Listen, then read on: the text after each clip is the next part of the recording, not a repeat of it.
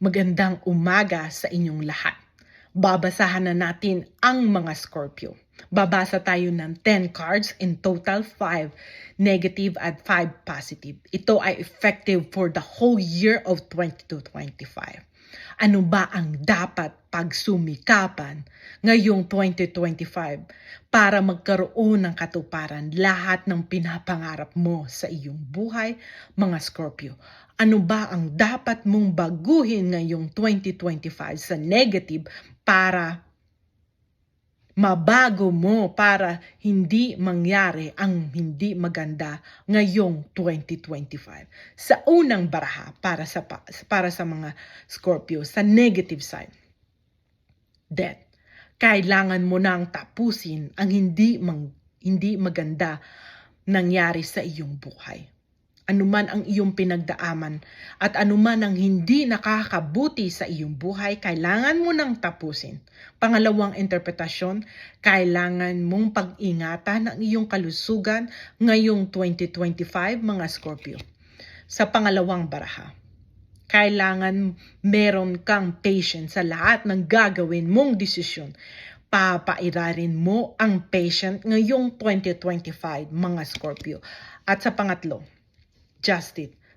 Dapat meron kang justice sa lahat ng gagawin mong desisyon. Kailangan mong timbangin ng mabuti kung ano ang mas makakabuti sa iyo ngayong 2025, mga Scorpio. At sa pang-apat, Queen of Cups.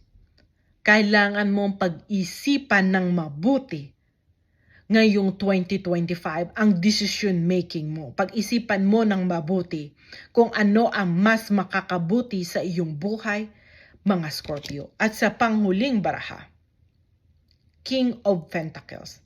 Dadaan ka sa pagsubok ng kalungkutan ngayong 2025 dahil sa mga pangarap na hindi nagkaroon ng katuparan.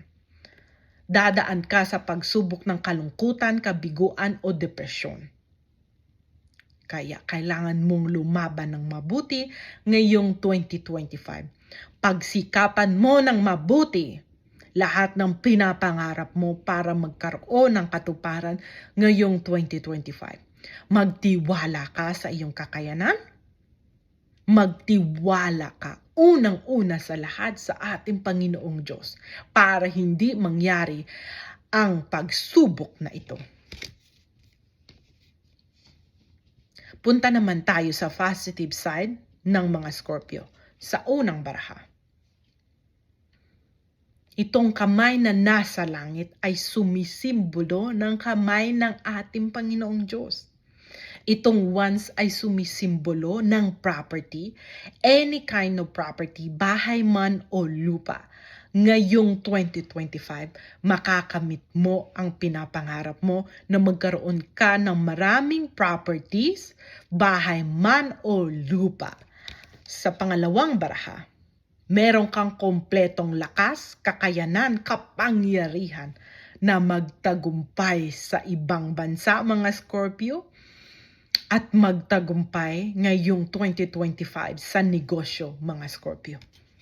Sa pangatlong baraha, ang pinaka matinding sandata mo sa iyong buhay ang pagdarasal sa ating Panginoong Diyos. Ibig sabihin, mga Scorpio, huwag kang mag-alala. Ngayong 2025, makakamit mo lahat ng pinapangarap mo sa ating Panginoong Diyos. Dahil napakabisa ang pagdarasal sa ating Panginoong Diyos. Yung pagdarasal mo ay very powerful. Ibig sabihin, anuman ang idadasal mo sa ating Panginoong Diyos, anuman ang pinapangarap mo ngayong 2025, ay magkakaroon ng katuparan dahil meron kang kompletong lakas, kakayanan at kapangyarihan na magtagumpay sa iyong buhay. At pagpapalain ka ng ating Panginoong Diyos dahil magkakaroon ng katuparan. Ang pinapangarap mo na magkaroon ka ng maraming properties, bahay man o lupa. Sa pang-apat na baraha, Temperance. Sinasala na ang iyong good blessing at ang iyong good karma. Merong bagong umaga na parating sa iyo, mga Scorpio. Ibig sabihin, merong hinahanda ang ating Panginoong Diyos sa iyo ngayong 2025 na maging maganda ang iyong buhay. Meron siyang hinahanda sa iyong hinaharap na magiging maganda at maayos, mas maayos. Papasok ang magagandang mangyayari sa iyo ngayong 2025. Dahil meron kang mabuting puso, mga Scorpio, kaya sasalain na ang iyong good karma at ang iyong good blessing ngayong 2025. At sa panghuling baraha, sunod-sunod na darating na magagandang opportunity sa iyo ngayong 2025. Sunod-sunod na pagpapala ang darating sa iyo ngayong 2025. Matutupad mo na lahat ng pinapangarap mo. Property, any kind of property, dahil may kompleto kang lakas at kapangyarihan at galing para matupad mo lahat ng pinapangarap mo. Kailangan mo lang magdasal sa ating Panginoong Diyos dahil ang iyong dasal ay very powerful.